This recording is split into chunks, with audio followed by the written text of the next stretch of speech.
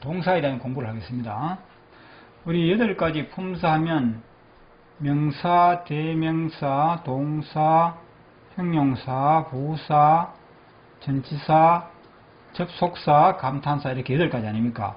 이 접속사, 감탄사에 대해서는 뭐 공부할 거리가 거의 없습니다. 그렇죠? 여러분 있다는 것만 아는 거지 뭐 공부할 거리는 없고, 전치사가 공부할 게 좀 많습니다. 전치사는 단어는 그렇게 많지 않은데 단어의 뜻이 좀 복잡해요. 그래서 좀 어렵게 느껴지고요.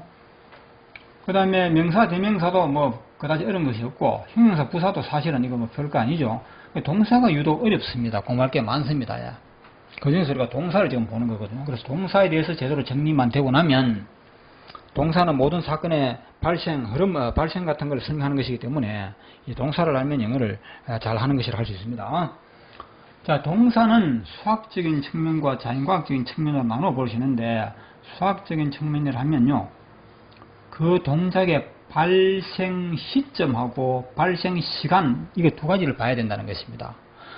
동작은 사건의 발생을 설명하는 말인데, 그 동작이 언제 발생하느냐, 그게 시점이거든요. 발생하는 시점. 그 다음에 얼마 동안 진행되느냐, 그것이 발생하는 시간이 되겠죠. 그렇죠? 이 두 가지를 우리가 생각하면 되는 것입니다. 그래서 그 발생 시점이 현재냐, 과거냐, 미래냐, 또 한 문장에 동작이 여러 개 나왔다면 그렇죠. 어느 게 먼저냐, 어느 동작이 먼저 발생했느냐. 나는 어제 순이를 만났다. 만난 다음에 그와 함께 1시간 동안 대화했다 할 때 만난 게 먼저입니까? 대화하는 게 먼저입니까? 만났다, 또 그 다음에는 누구와 싸웠다, 뭐 이런 동작이 여러 개 나오는데, 어느 동작이 먼저 발생하고 어느 동작이 나중에 발생하는지 이걸 구분 못하면 바보죠. 그렇죠? 그거 구분 못하면 언어가 안 되는 겁니다. 그래서 모든 사건은 언제 발생했다, 그러면 어느 동작이 먼저 발생이다, 나중이다, 이걸 구분하잖아요. 한 문장에 여러 개의 동사가 나와 있는데 어느 것이 먼저 발생했는지 이거 구분 못하면 안 되는 거예요. 구분하는 게 쉬운 것 같지만 그렇게 또 쉬운 것도 아닙니다. 모르면 어려워요. 그게 그렇게 이 발생하는 시점을 판단할 줄 알아야 되고, 그 다음에 그 동작이 얼마 동안 발생했느냐, 이것도 알아야 된다 이 말입니다. 맞죠? 그래서 발생 시간을 봤을 때는 그 동작이 순간적으로 발생하느냐, 아니면 시간을 두고 지속적으로 발생했느냐, 이것도 판단할 줄 알아야 되겠죠. 돌멩이가 날아갔다. 1시간 동안 돌멩이가 날아가가지고 달나라에서 탁 부딪히다. 그죠? 날아가는 시간은 1시간 동안 날아갔죠. 달나라에 부딪히는 시간은 얼마 동안입니까? 부딪히는 것은 순간적으로 발생하는 동작이죠. 맞죠? 그런 개념을 과학적으로 분석 못하면 그 말을 못하는 사람이에요. 그렇죠? 그 언어를 잘한다 못한다는 것은 합리적인 사고를 할 수 있느냐 없느냐 이것도 따져야 하잖아요. 그런 합리적으로 분석하지 못하는 사람은 언어를 잘할 수 없고 언어를 이해할 수도 없는 사람이죠. 그렇죠? 그래서 언어는 어떻게 보면 종합적인 학문입니다. 자연과학적인 측면은 있는 그대로, 그렇죠? 있는 그대로, 생긴 그대로입니다. 그 우리가 동사라는 걸 우리말도 그렇고 영어도 보니까 모양 형태로 보니까 동사는 현재형이고 과거형이고, ing가 붙는 현재 분사가 있고, ed가 붙는 과거 분사가 있더라. 있는 그대로를 관찰하니까 그렇더라 말이죠. 그죠? 우리 저 들판에 나와서 조사해보니까 진달래도 있고, 민들레도 있고, 그렇죠? 그 있는 그대로 조사해서 민들레 꽃이 있더라, 진달래라는 것이 있더라, 참새라는 게 있더라, 아닙니까? 그렇죠? 자연과학적인 측면이라는 말이죠. 그래서 동사를 보니까 요 4가지가 있는데, 유감스럽게든지 다행인지도 모르겠지만은 동사에는 미래형이라는 것은 없더라. 이건 없더라 이 말입니다. 눈을 씻고 찾아봐도 없으니까 없는 거죠. 그렇죠? 이게 자연과학적인 현상입니다. 달나라에 가니까 민들레 꽃이 없는 걸 어떻게 하겠습니까? 없는 거잖아요. 그렇죠? 달나라에는 민들레 꽃이 없더라 이 말입니다. 없는 걸 갖다가 달나라에 민들레 꽃이 있더라 해가지고 어거지로 만들 수 없잖아요. 그러나 유감스럽게도 우리 옛날 영어 공부 방법에서는 동사의 미래를 만들었습니다. 어거지로. 만들어가 해보니까 결국은 안 되지. 고생만 하고 안 되죠. 그 우리 영어를 잘하시는 분 미래 시제라는 말 아시죠? 그거 참고하시면 되겠습니다. 그리고 성격상으로 보니까 동사에는 기수동사와 미수동사가 있더라. 그리고 비동사라는 것이 있고 조동사, 일반 동사라는 것이 있더라. 그죠? 타동사, 자동, 이건 아직 안 해도 됩니다. 그러나 참고로 보여드리는 겁니다. 별거 아니니까 이거는. 타동사, 자동사 이거는 아무것도 아닙니다. 이거는. 그냥 참고로 보여드린 겁니다. 그래서 성격상으로, 형태상으로 나눠보니까 자연과학적인 측면으로 이렇게 나눠지더라 하는 것입니다. 그리고 또 자연과학적인 측면에서 보니까 완전한 동사, 완전한 순수동사는 현재형과 과거형이더라. 그리고 동사의 성격은 가지고 있지만 이거는 동사의 성격에서 다른 성격도 가지고 있더라. 이거 불완전한 동사죠. 그렇죠? 순수하지 못한 불순물이 섞인 동사라면. 그래서 이것도 동사라고 하기에는 그렇고 동사가 아니라고 하기도 그렇고. 그래서 이런 것을 뭐라고 하느냐면 동사라고 하기에는 그렇고 아니라고 하기도 그러니까 준동사라고 하는 겁니다. 아시겠어요? 동사에 준한다. 그렇죠? 예. 완전한 동사는 아니지만 뭔가 동사의 성격을 지닌다 해서 준동사라는 말이 있어요. 그거 나옵니다. 그래서 이것을 바로 현재분사, 과거분사, 여기다가 부정사를 하나 더 보태서 준동사라고 하는 것입니다. 그래서 앞으로 현재분사, 과거분사와 부정사에 대해서 또 공부를 하게 됩니다. 요걸 다 하고 나면 동사에 대한 공부가 끝나는 것입니다. 자, 그리고 양측면의 연관관계를 볼까요? 동사, 현재형, 과거형. 요거는 뭐냐면 형이라 하는 것은 자연과학적인 측면으로 나눈 것이고 또 시점, 미래 시점, 과거 시점이라 하는 것은 수학적인 측면으로 본 것이죠.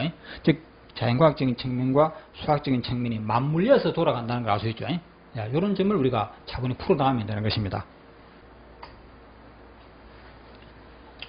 동사의 유형 그리고 성격 지금 이미 우리가 많이 했던 겁니다. 했던 걸 한번 더 정리하면서 안 했던 걸 몇 가지 더 추가하는 것인데 여러분 벌써 현재형이 무엇이다 과거형 했던 것이고 현재분사 과거분사 다 했던 것이죠. 비동사 조동사 일반동사 했던 것이죠. 기수동사 미수동사 이거는 처음 듣는 말일 겁니다. 그렇죠? 영어는 중요한 것은 아닌데 이런 게 있잖아요. 우리가 기수동사라 하면 동사 현재형을 말합니다.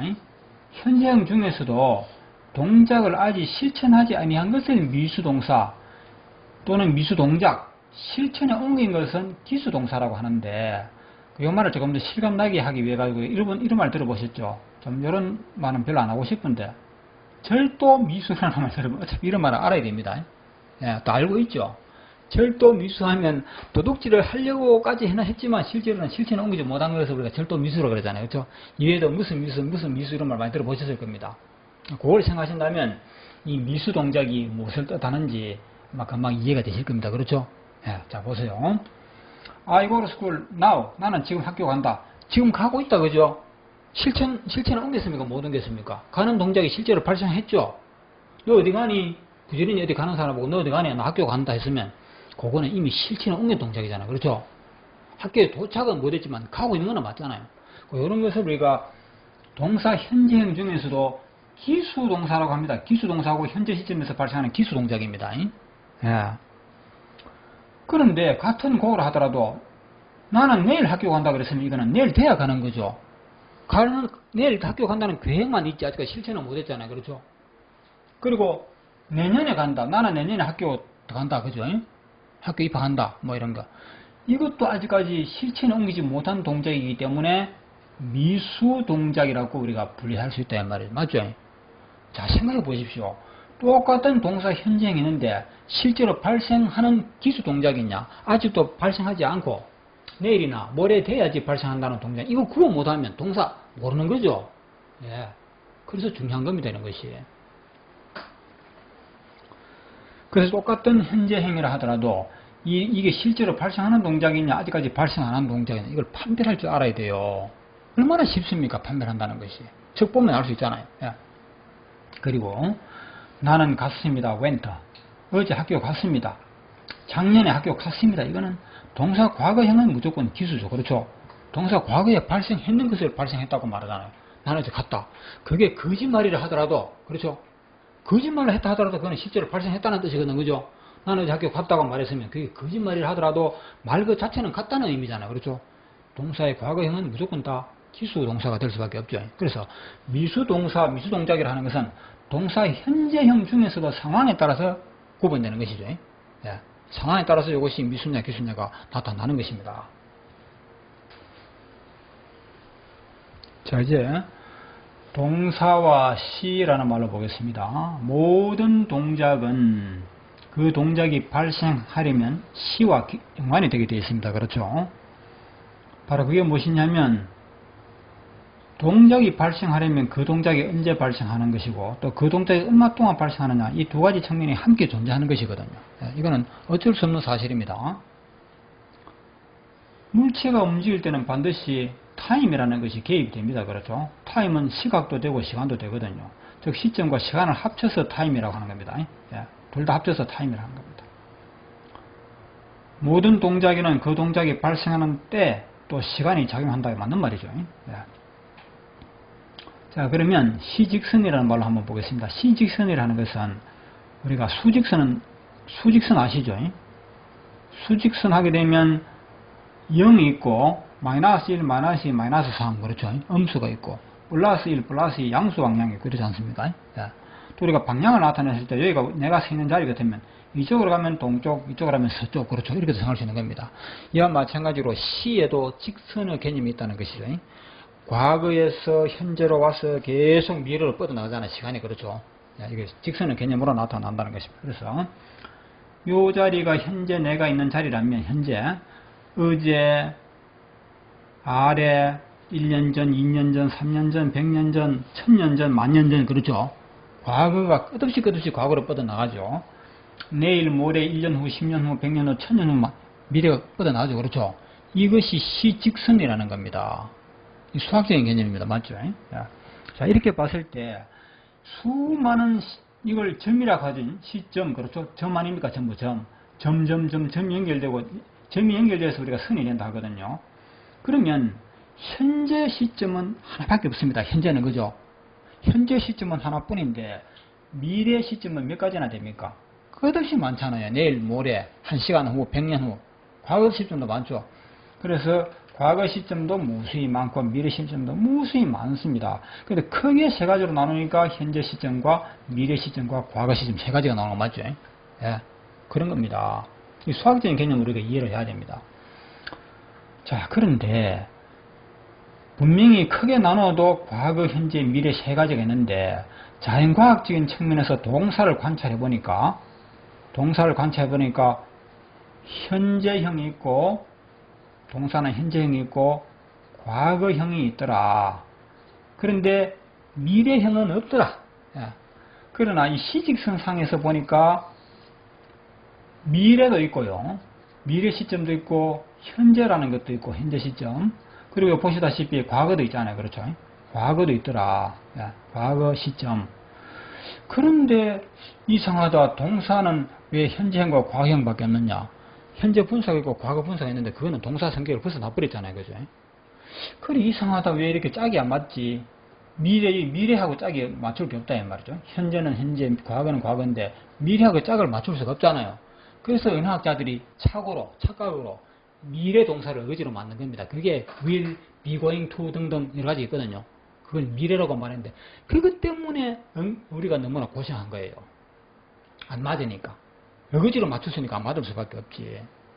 자, 이것은 여러분 전혀 문제가 없습니다. 동사 유형은 두 가지뿐인데 시점은 크게 나누고 세 가지가 있다 했을 때 이거요 다 짝을 맞출 수가 있습니다. 아시겠어요?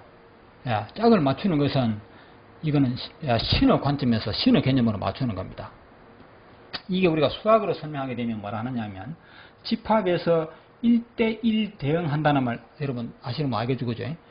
1대1 대응도 함수관계 맞지만은 수학적인 함수관계를 하는 것은 1대1 대응이 아닌 것도 함수관계거든요. 예를 들어서 우리가 함수관계를 하게 되면 이렇습니다. 이쪽의 원수, 이쪽의 원수를 서로 이렇게 했을 때 이렇게 원수가 두 개, 여기는 원수가 세 개 있다 하면 하나가 두 개를 맞고 하나가 하나를 맞고 이것도 함수관계를 하거든요. 이 함수관계는 수학으로 설명하면 예를 들어서 이런 게 있습니다.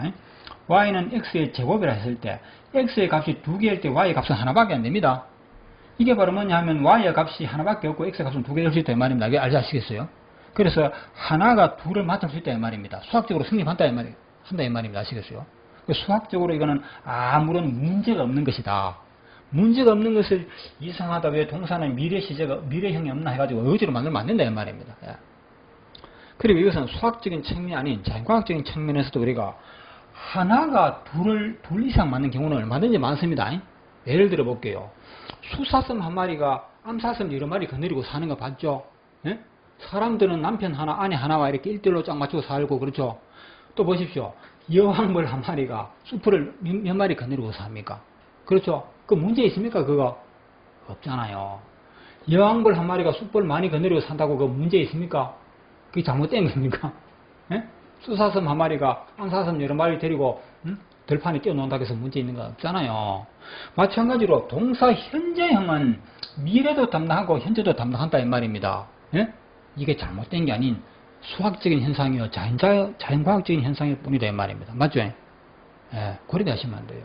그래서 동사 현재형이 미래에 발생하는 동작과 현재에 발생하는 동작을 다 담당하고 과거형은 과거에 발생하는 동작만 담당한다. 그러면 불공평하죠. 니는 니 혼자 둘이 하고 니는 하나밖에 안 하고 그죠? 불공평한 것 같죠? 천만에 절대 불공평이 아닙니다. 아시겠어요?